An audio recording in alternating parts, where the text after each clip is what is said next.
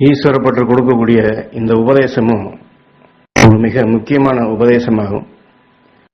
காரணம் என்ன என்று கேட்டால், சக்கரத்தை வைத்து பூஜிக்கக்கூடிய நிலை இன்றும் நம்மிடையே சிலரிடம் உண்டு.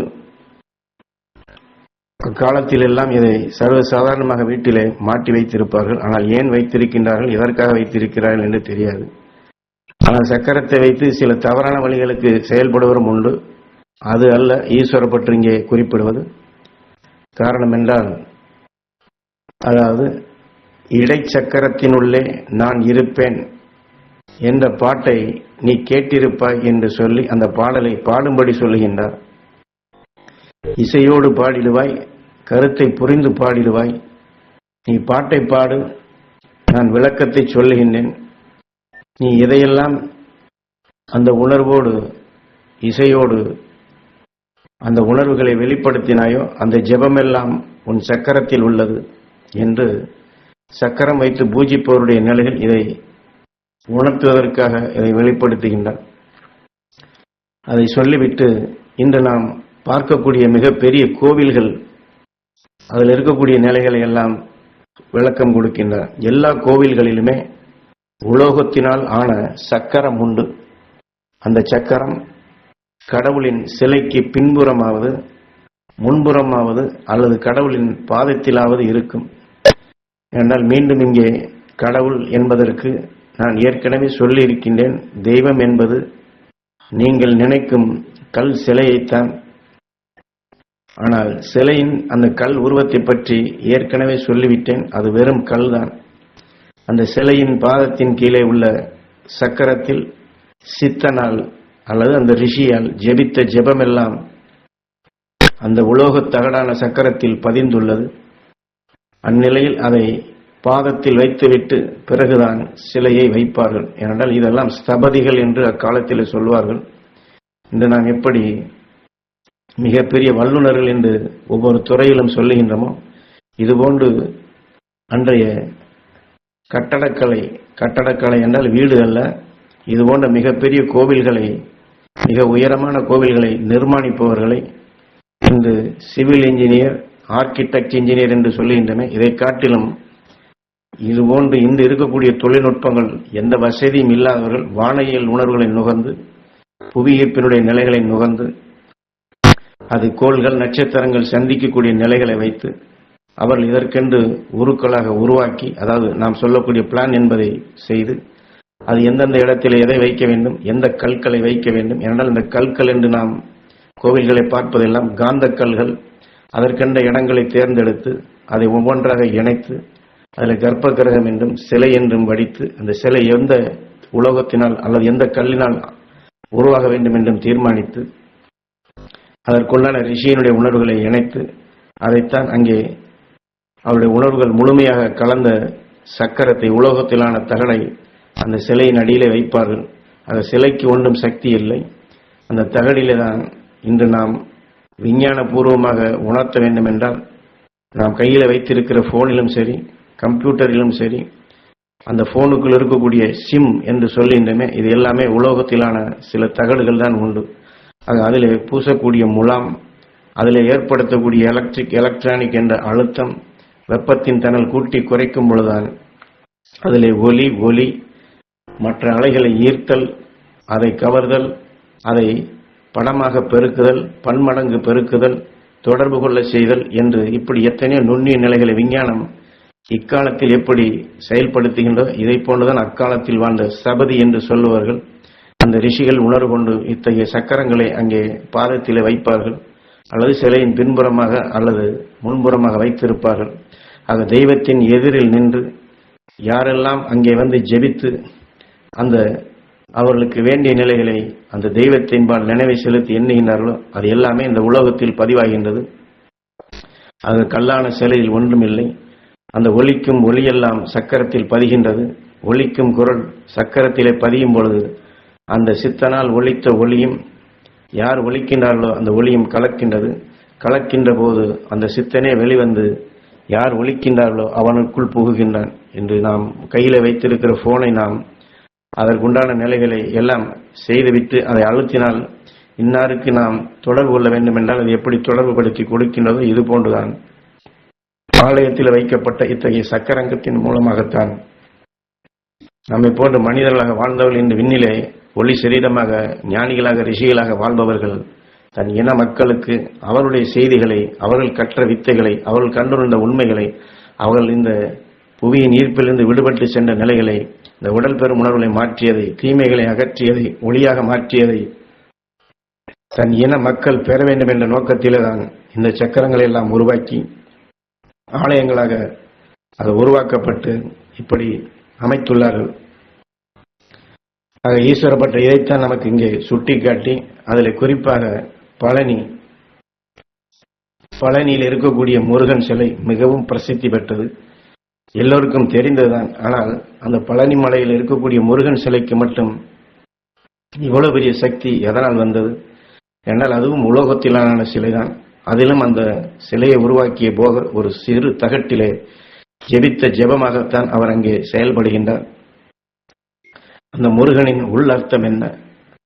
சக்கரம் வைத்து பூஜை செய்வதின் பொருள், நீ இந்த இடத்தில் அமர்ந்து கொண்டு எந்த சொல்லை சொல்லுகின்றாயோ, எந்த நிலையில் மூச்சை இழுக்கின்றாயோ, அந்த சொல், அந்த மூச்செல்லாம் என்னுள் வந்து ஐக்கியமாகிறது. அதற்காகத்தான் இங்கே அந்தாதியை படிக்கச் சொன்னேன் என்று ஈஸ்வரப்பட்டு சொல்லுகின்றார். ஏனால் அபிராமிப்பட்டர் தான் ஈஸ்வரப்பட்டராகவும் வருகின்றார். யார் அபிராமிப்பட்டராக இருந்தாரோ அவர்தான் ஈஸ்வரப்பட்டராகவும் வந்திருக்கின்றார். ஈஸ்வரப்பட்டர் வேறல்ல, அபிராமிப்பட்டர் வேறல்ல. இங்கே உபதேசம் கொடுக்கக்கூடிய நிலைகள் அந்தாதியை படிக்கச் சொன்னதுடைய நோக்கத்தை இங்கே வெளிப்படுத்தி, அதை நீ படித்தால் நான் ஏற்பேன், நான் இயற்றிய அந்த அந்தாதியை நீ படித்தால் என் மனம் குளிர்ந்திடும், என் மனம் குளிர்ந்த நிலையில் உனக்கு அருள்வேன், அருள் உணர்வுகளை என்று வாக்கினை கொடுக்கின்றார்.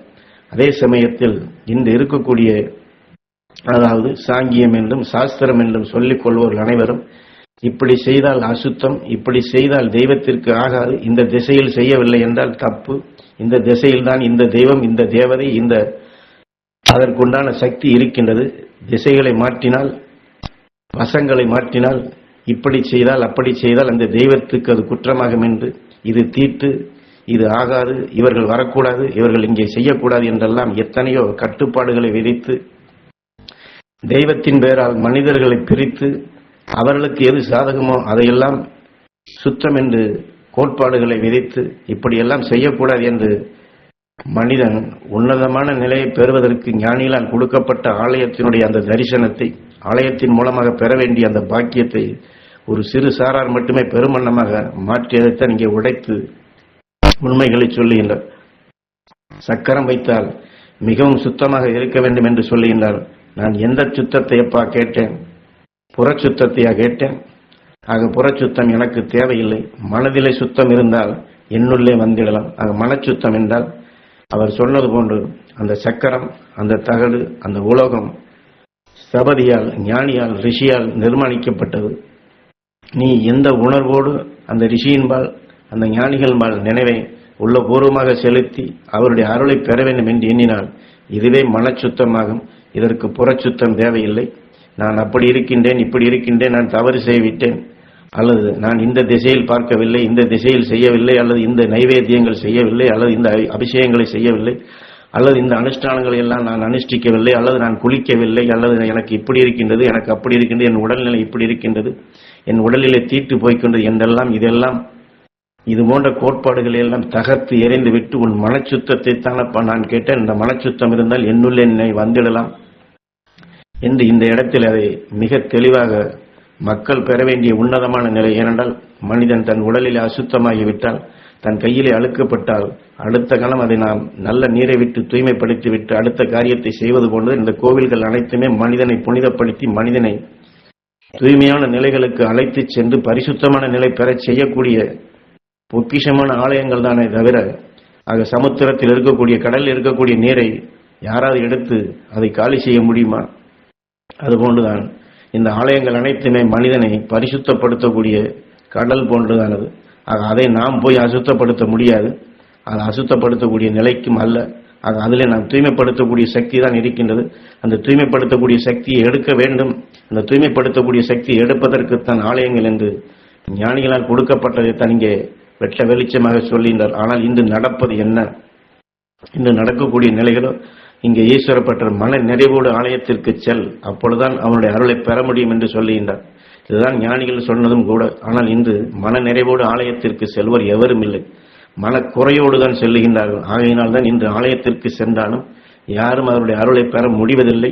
அது ஆலயத்திற்கு சென்றும் வேதனையை, வெறுப்பையும், நோயையும், எத்தனையோ மாற்றங்களையும் தான் இன்று சந்தித்துக் கொண்டிருக்கின்றார். ஏனென்றால் அந்த சக்கரத்திலே அந்த சித்தன் எந்த உணர்வுடன் அவன் பதிவு செய்தானோ அந்த ஒளி கொண்டு நாம் அதை எழுத்தால் தான் அந்த சக்தி கிடைக்குமே தவிர, நாம் மனக்குறையோடு சென்றால் நாம் வெளிப்படுத்தக்கூடிய ஒளி அந்த ஒளியோடு கலக்கப்படப்படும் போது அவன் மூலமாக நாம் பெற வேண்டிய உன்னத சக்தியை நாமே தடைப்படுத்தும் நிலையாகத்தான் ஆகின்றோம். ஆக இந்த அலைகள் அங்கே சுழல, இந்த உணர்வுகள் அங்கே பரவ, யார் சென்றாலும் இந்த குறையைத்தான் சொல்ல முடியுமே தவிர குறையை நீக்கும் நிலை அற்று போய்விட. ஆகினால்தான் ஞானிகளால், மகரிஷிகளால் உருவாக்கப்பட்ட இந்த ஆலயங்கள் அனைத்துமே இன்று நாம் அசுத்தப்படுத்தி கொண்டிருக்கின்றோமே தவிர நம்மை தூய்மைப்படுத்தக்கூடிய அந்த சக்தியை நாம் பெறுவதில்லை. அதை பெறக்கூடிய பாக்கியத்தை, அதற்குண்டான உண்மை நிலைகளை மறைத்து விட்டார்கள். அதைத்தான் இங்கே ஒரு சொல்லுக்குள் மன சுத்தம் தானப்பா வேண்டும், மன நிறைவு தானப்பா வேண்டும்.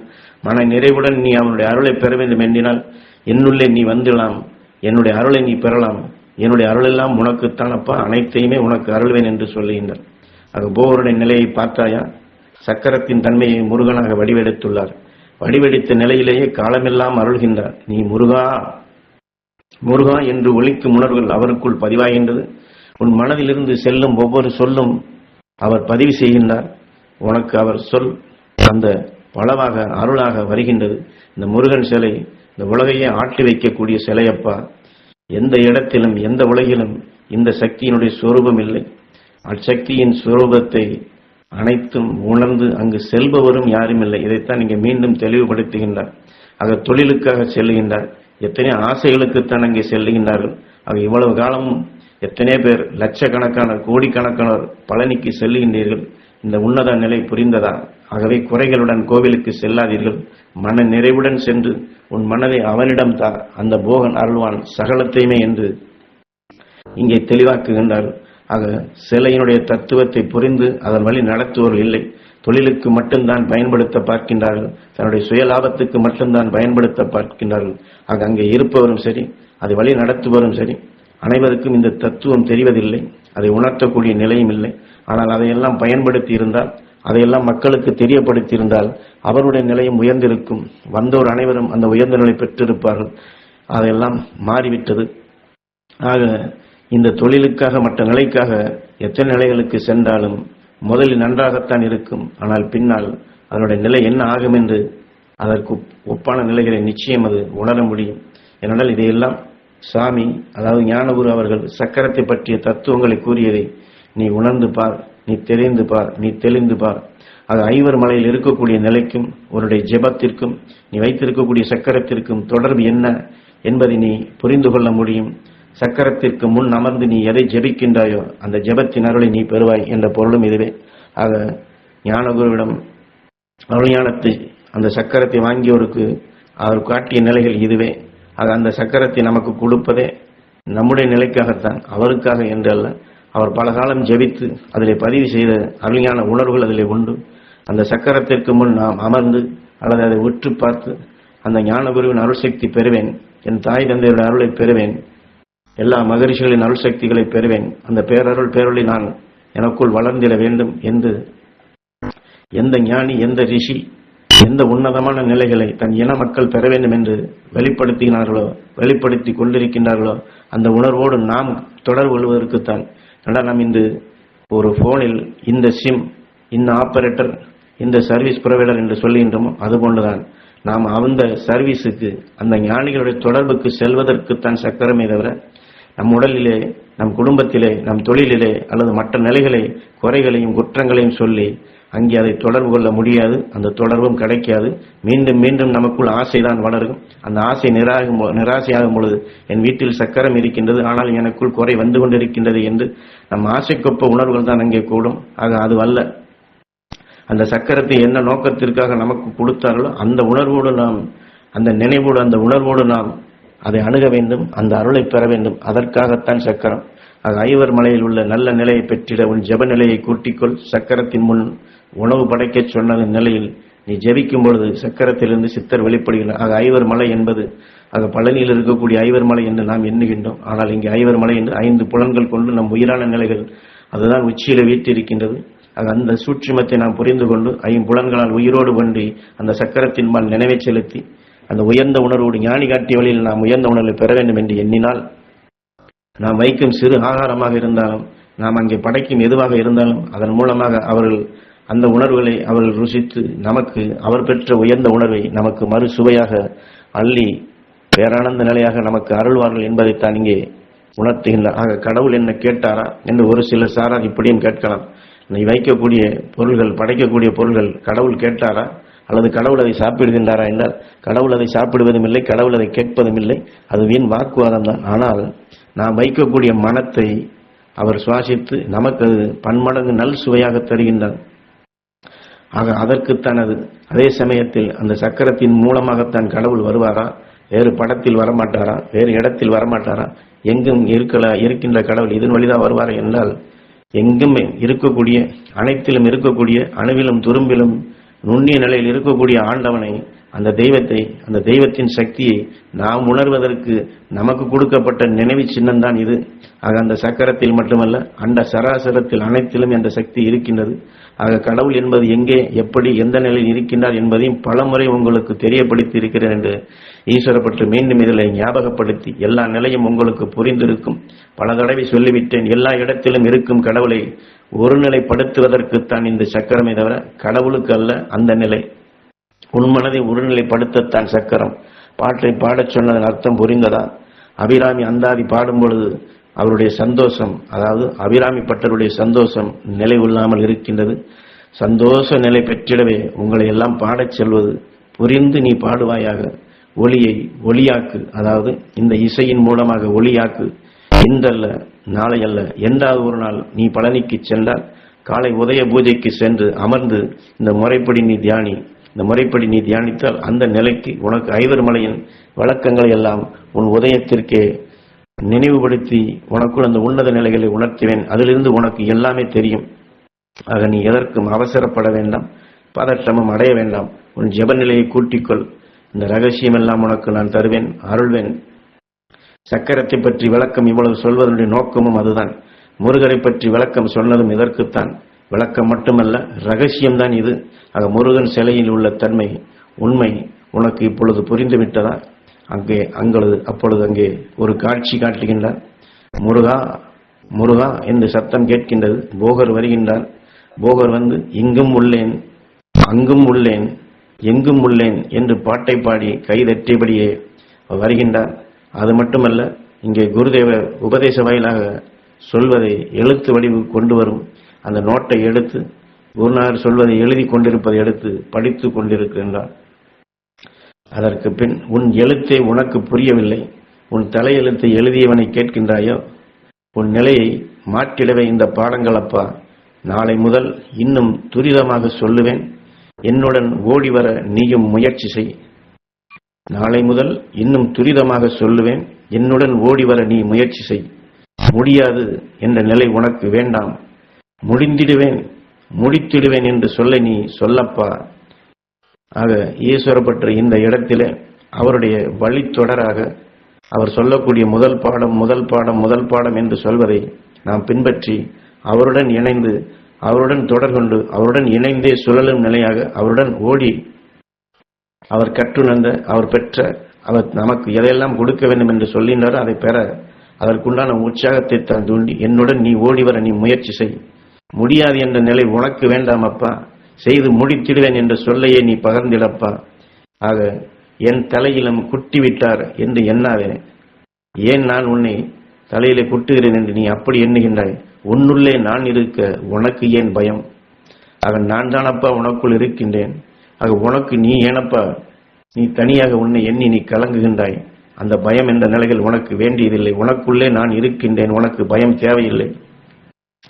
எழுதுவதற்கு மட்டுமல்ல, வெறும் பாடநிலையாக படிப்பதற்கு மட்டுமல்ல, புரிந்து தெளிந்து தெரிந்து தெளிவான நிலைகள் கொண்டு அந்த தெளிவடைந்த நிலைகளை வளர்த்து இந்த கற்ற, இந்த உணர்ந்த, இப்பொழுது சொல்லக்கூடிய நிலைகளை முழுமையாக உணர்ந்த நிலைகளை மற்றவர்களுக்கும் தெரியப்படுத்தி மற்றவர்களையும் இந்த அருள்வழிக்கு இந்த காற்று மண்டலத்திலே இந்த உணர்வலைகளை பரவச் செய்து சகலருக்கும் பயன்படக்கூடிய சக்தியாக இது அமைய வேண்டும் என்பதற்குத்தானப்பா இந்த பாடம் என்று ஈஸ்வர பற்று இங்கே அபிராமி பட்டராகவும் ஈஸ்வர பட்டராகவும் ஆலயங்கள் அனைத்திலும் உள்ள சூட்சுமங்களை சக்கரத்தின் மூலமாக ரிஷிகளுக்கும் ஞானிகளுக்கும் சித்தர்களுக்கும் மனிதர்களுக்கும் தொடர்பை ஏற்படுத்தும் நிலையை நமக்கு வழிகாட்டி அந்த சக்கரத்திலே பதிந்த ஒளியை, அந்த சித்தனை, அந்த ஞானியை, அந்த ரிஷியை நாம் எண்ணி அவனுடன் தொடர்பு கொண்டு அவன் அருளை பெற்று அவன் வழிக்கு நாம் செல்ல வேண்டும் என்பதை, அவன் வழிக்கு சென்றால் அவன் அருள் நமக்குள் உறுதுணையாக இருந்து இன்று நாம் எதற்காக இந்த பூமியிலே இந்த பொருளுக்காக, பொருள் செல்வத்துக்காக அல்லாடி கொண்டிருக்கின்றோமோ, சுழன்று கொண்டிருக்கோமோ, அது அனைத்தையும் தாண்டி அருள் சக்தியாக, அருள் செல்வமாக நமக்கு வழங்க அவர்கள் காத்து கொண்டிருக்கின்றார்கள். அந்த அருள் செல்வத்தை பெற்றால் இந்த பொருள் செல்வத்தை பற்றி நீ கவலைப்பட வேண்டியதில்லை. அதைத்தான் இங்கே உன்னுள்ளே நான் இருக்க உனக்கு ஏன் பயம் என்று மிக தெளிவாக நமக்கு அருள் வழியை, மெய் வழியை, ஞானிகள் காட்டிய வழியை எடுத்து இயம்புகின்றார் ஈஸ்வர பற்று அவர்கள்.